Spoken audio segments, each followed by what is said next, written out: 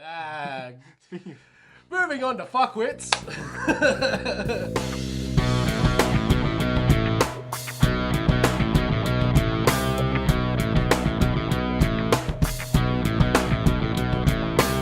So, I heard about this and I love the shit out of this. So, good old Malcolm Turnbull, our current Prime Minister, has lifted one of his catchphrases at the moment, continuity and change, from a TV show. I'm not necessarily sure that he actually lifted it. I think it was just kind of like a very, very unlucky coincidence. Unlucky coincidence, absolutely. And the thing is that continuity and change in the context of Veep, which is the TV show Julia Louis-Dreyfus, who we all know as Elaine from Seinfeld, and whatever else she's done. I don't think anyone remembers. Fuck, what else was she? I think she was in North as well. Anyway, the things that you remember. Famous for her role in Seinfeld and movie North. Didn't Bruce Willis wear a bunny suit in that movie? I don't remember. Yes, I think. Anyway, so Veep, I'm not too sure in the context, but it's, like US politics and stuff like that, and it's a political satire show. Yeah. Isn't it written by the same guy who did In the Thick of It and stuff? Yeah, apparently. Yeah. So they've used this so they've made up this slogan, which basically means nothing. It's just a buzzword. Well, the creators of the show said, let's kind of come up with the most ridiculous slogan that these characters could adopt, and that's what they came up with. And then here comes reality to reflect art. Isn't it wonderful? Yeah. Oh, I love politics. Yeah. I do kind of hope that it's not just an unlucky coincidence, like he's actually watched an episode of Veep and went, hey, that actually sounds alright. I'm not sure that Malcolm Turnbull or his team. Yeah. I'm not sure that Malcolm Turnbull necessarily has his finger on that pulse. Like, yeah. I reckon it was a case of being in this really dark room, and you've got a few people around you, a few hollow men around you, and it's like, well, what's a fancy way for us to basically get out to people that we're trying to have our cake and eat it too? Or maybe, someone in the Liberal Party, watched a whole heap of Veep and just wanted to be a smart ass and go, what about this? What about... Could there be possibly one staffer within the Liberals and trying to do a bit of a ninja troll? A double agent. Let's see if I can get away with this shit. It's like they did. And it's like, oh yeah. It's like that. Was it the that sloth? Stoner sloth. Yeah. Kind of like was that like an inside job or something? This there's whole a touch of the government, stoner sloths about this, isn't there? This whole government is just let's see how far they can dig this fucking hole for themselves. And this is just the newest thing. This is just, Well, I think they've basically got to do a whole bunch of politics on the run at the moment, because I think it's becoming increasingly likely there's going to be an election sometime soon. Yeah. So you've I hope so. So you've kind of got to put some shit out very, very quickly, but I think the problem with that is you can't necessarily really check how the actual integrity of what you're trying to say, and how it could be mashed up with something else that makes it quite funny. I'm hoping there's a double dissolution. If we can just fuck off, if we can just re-establish the Liberal and Labour governments, fucking get them sorted out, and I guess in that, by that I mean, let's piss off little fucking Billy Shorten, because fuck that guy. What? I don't know. Are you about to defend Bill Shorten? No, I'm not about to defend Bill Shorten. I'm just actually about to talk about how cynical I am of major parties. Fair enough. I'm not sure. I mean, you're talking about how you can have like one major party providing good government, and then you've got another major party providing a very healthy opposition. But these days are basically one and the same. Like, they're interchangeable.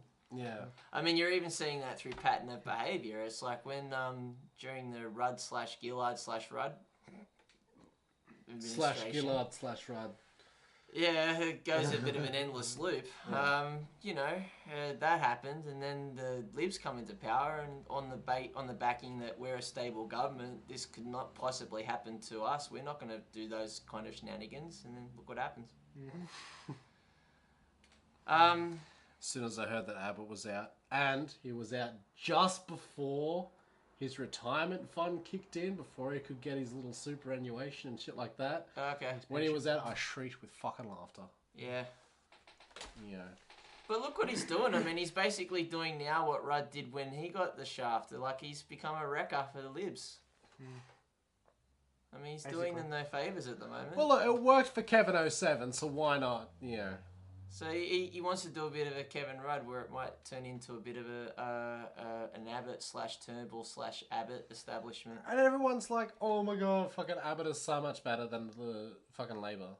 This is such a better government. It's like, no, much worse. Much, much worse. You guys are just idiots. Thank you for getting these people in. I don't think he has time.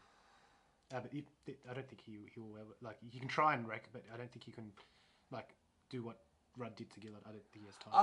I think Abbott pretty much lives in his own world where he has his own concept of reality. I imagine that Abbott doesn't have many friends, and the ones that he does count on as friends, that's where he gets his input, and he gets a very, very cockeyed view of where things are at. Yeah. So he's basically thinking that, I did a good job. I can rescue this. I did a good job. I can eat an onion.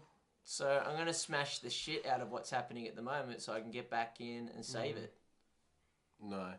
Sorry, man. I still think But that's where he's coming from. Bring on the double dissolution. Please, please, please, please.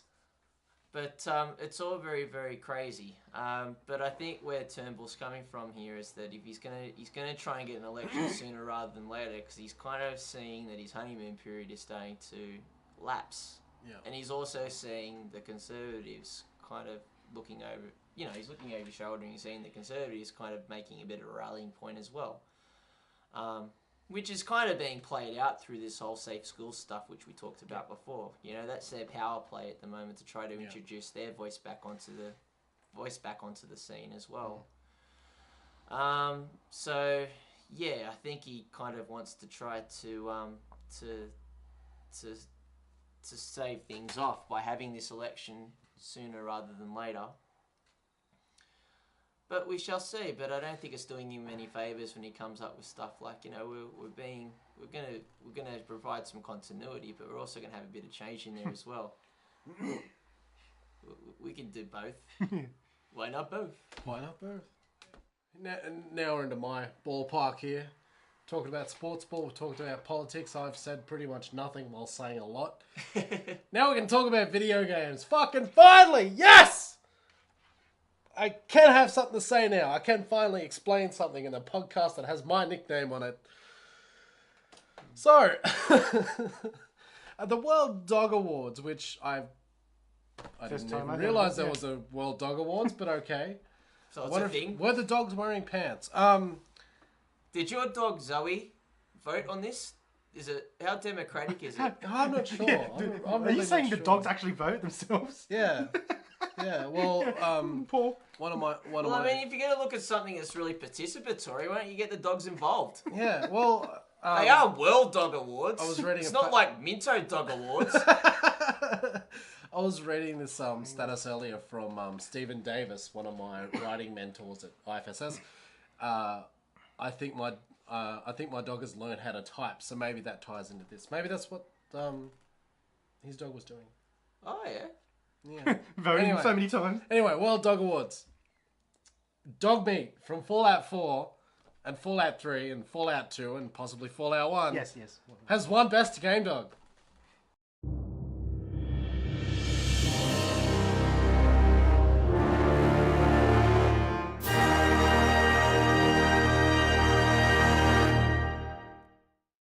Yes!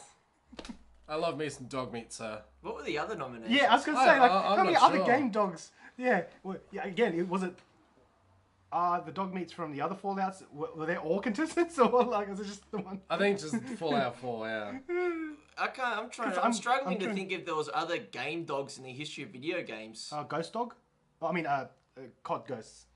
What? Yeah. Yeah, that's the only dog I could think of. Ghost dog. Fuck. I don't know what the name is. I just call it Ghost dog. Fuck, no, there was a puzzle game where you had to stop your... Yeah, you were playing as a dog and you had to stop your master from hurting himself while sleepwalking. It could have been that. Okay. There was that PlayStation 2 game, The Dog's Life. Yeah. Remember that?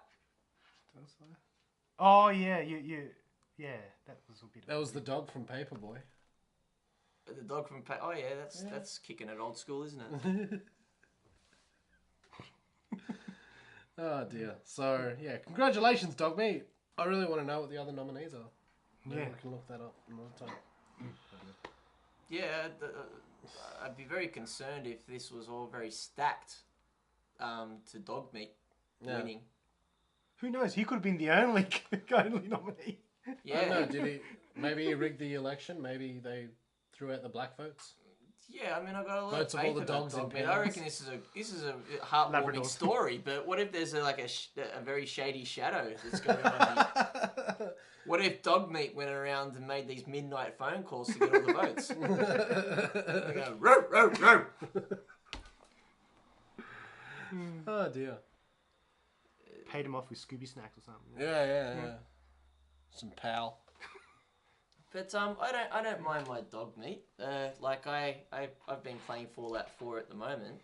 I haven't played. Sorry, I'm not too familiar. I've been playing it since last Christmas. Oh wow. And I still don't feel like I've made a dent in the game. But then again, like I have to do adult you're never stuff. doing Bethesda games. You never fucking do. You could do as many quests as you want. You could finish the game and feel like, I've still got 10 hours of this shit to go. Like, seriously. Yeah, well, I remember having Dog Meat as a companion at one point, and now I've got him residing at a settlement, and I've made him his own doghouse, and he has his own lay of the land. He gets to do shit. I mean, I'm a bit angry about the fact that he doesn't contribute like everyone else does within the place. He just kind of lounges around being a bit of a bum. He doesn't dig around and find stuff? No, he just basically wanders around, just goes into his doghouse now and again. I did Make it read happen. this thing where in Fallout New Vegas, if you... And possibly Fallout 3 as well. Fallout New Vegas, if you make your character as dumb as possible, Okay. all the NPCs and stuff like that, and all your response choices are as if you were a fucking moron. It ruins half the game because you can't complete any of the fucking quests.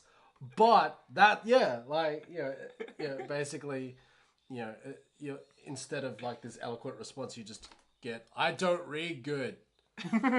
So I do have. So basically, the course of the game is derp. Yeah, pretty much. Derp out. I do have New Vegas up there actually, so I might have to give that a bit of a look see. Let's see if that actually works. Yeah, been there, done that, and there's all those add-ons. But yeah, I'd give it a go. I mean, you're not really missing much. Basically, Fallout 4 is just to me, it just seems like a more high-res version of Fallout 3. Yeah. Plus city building. Oh yeah, it's got a bit of Minecraft in it now as well. Right, yeah. That's where I've wasted a lot of time. Like I've been doing all this zhuzhing the up thing, of though. settlements. That's the thing though. Like I remember playing Kingdom Hearts from ages ago. This is a PS2 game. It was one of the Squaresoft ones. Yeah. Where they had Final Fantasy meets Disney. It was an amazing game. Yeah. Brilliant game. What did I spend most of the time doing? Building a fucking spaceship. And a little Lego box. That's right. You can make these gummy spaceships, can't you? Yeah. And you had these lolly pieces, and it's like, oh, I need a minty to create a warp core. It's like, It's moments like those, eh? yeah, and there's a game on Steam at the moment which I hope I get to do a Let's Play of with someone at this point. Guys, jump on Steam. Called Robocraft. Where you build this robot with turrets and everything and go out and fight other robots and stuff like that. I think Fallout 4 are ripping that off. Really? Why? Because that's in the next week or so, they're actually introducing a new downloadable sub-game Sick. where you can build your own robots and they can be playable companions. Yeah, but this is where... There's a storyline associated with that. Yeah, but this is like a big multiplayer game, not necessarily a single player. thing, and it's not a companion. You are actually the robot. So this is like an arena type deal, is it? Yeah. Okay. Yeah. Unreal Tournament with robots. It's amazing. Well, rock'em sock'em. What did I spend? What did I That's spend more most of my low-tech time? version. Yeah, I know. Unreal Tournament. Yeah. What did I spend most of my time doing? Building fucking robots. I get distracted so easily with that. Yeah. Which I think is why Minecraft, attracts me fairly well, because what do? You build shit. Yeah. You let your creative juices flow. Yeah. Especially if you make a giant Minecraft dong. What did you do? Not that I know or anything.